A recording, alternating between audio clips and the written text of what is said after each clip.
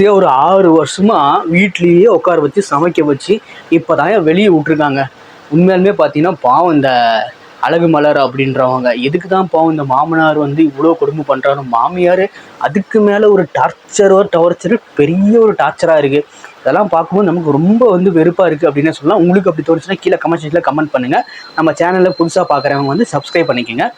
என்னன்னா நம்ம அழகே அழகு சீரியல் வந்து நல்லாவே போயிட்டுருக்கு. இவங்க வந்துட்டு பார்த்தீங்கன்னா நம்ம போலீஸ்கார தம்பி வந்து ரொம்ப வெறப்பாக வந்து பேசிக்கிட்டு நான் அப்படி இப்படி நான்லாம் நினச்சேன் என்ன வேணாலும் பண்ணுவோம் அப்படின்னா. ஆனால் மதிய வந்து சும்மா ஒரு 4-5 ஒரு விஷயம் தான் சொன்னாங்க. நீங்கள் வந்து என்னை வந்து கட்டாய கல்யாணம் பண்ணீங்க ஒன்று, 2வது விஷயம் பார்த்தீங்கன்னா பையனை அடிச்சிங்க, அப்புறம் 3வது பார்த்தீங்கன்னா எனக்கே திரும்ப ஒரு டாக்குமெண்ட்டை வந்து ஃபேக்காக ரெடி பண்ணிட்டீங்க. இதெல்லாம் வந்துட்டு ஒரு வீடியோவை எடுத்து போட்டேன்னு வச்சுக்குவேன். நான் கிடைச்ச வேலையும் கிடைக்காம போயிடும். அது மட்டும் இல்லாமல் இப்போ கிடைச்சிருக்க வேலையை என்னால் தான் அப்படின்னு சொல்கிறாங்க. உண்மையாலுமே பார்த்தீங்கன்னா அவனுக்கு வந்து என்ன பண்ணுறதுனே தெரியல. போலீஸ்கார தம்பியும் முழிக்கிறாரு. ஐயோ என்னடா இவ்வளோ அடைக்கவே முடியாதா அப்படின்னு சொல்லி ரொம்பவுமே பார்த்தீங்கன்னா ஒரு மாதிரி கன்ஃபியூஸ் ஆகிட்டாரு. இதில் தங்கராஜ் வேற வந்து என்ன பண்ணுறாருன்னா டூரு போகலாம் அப்படின்னு சொல்லிட்டு இவங்க கூட வந்து சேர்ந்துட்டாங்க.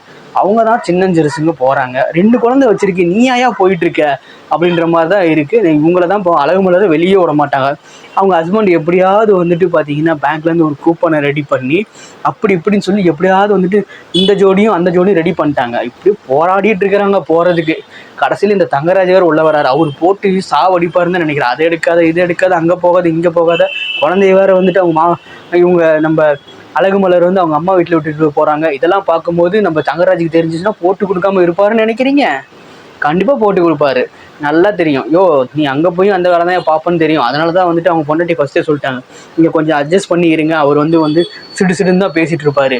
அவருக்கு கொடைக்கானலுக்கே டிக்கெட்டுக்கு போட வக்கு இல்லை. ஆனால் பார்த்தீங்கன்னா சுவிட்சர்லாண்டுக்கு டிக்கெட்டு போட்டு தராரு நம்ம போலீஸ்கார தம்பிக்கு. இதெல்லாம் தேவையா? இதெல்லாம் வாயில் வரதெல்லாம் அடித்து தள்ளுறாரு. அரசியல்வாதி அப்படின்றது நல்லாவே காட்டுறாரு அப்படின்னே சொல்லலாம் நம்ம தங்கராஜ். சரி பார்க்கலாம், அந்த கொடைக்கானல் டூரில் போய் என்ன அட்டகாசம் பண்ண போகிறாருன்னு தான் தெரியல. அங்கே போயிட்டு ராவடி பண்ணிகிட்டு இருப்பார். அழகு மலர் வந்து பாடுறதெல்லாம் நல்லா இருக்குது, அதெல்லாம் போயிட்டு ராவடி பண்ணி ஏதாவது வந்து கெடுத்து விட போகிறாருன்னு தான் நினைக்கிறேன். அதை பண்ணாத இதை பண்ணாத, என்ன நல்லா பாடிட்டாங்க அப்படின்னு சொல்லி அதுக்கு ஒரு கமெண்ட் கொடுத்துட்ருப்பாரு. இல்லைன்னா ரேவதி பிடிச்சி ராவடி பண்ணிகிட்டு இருப்பார்.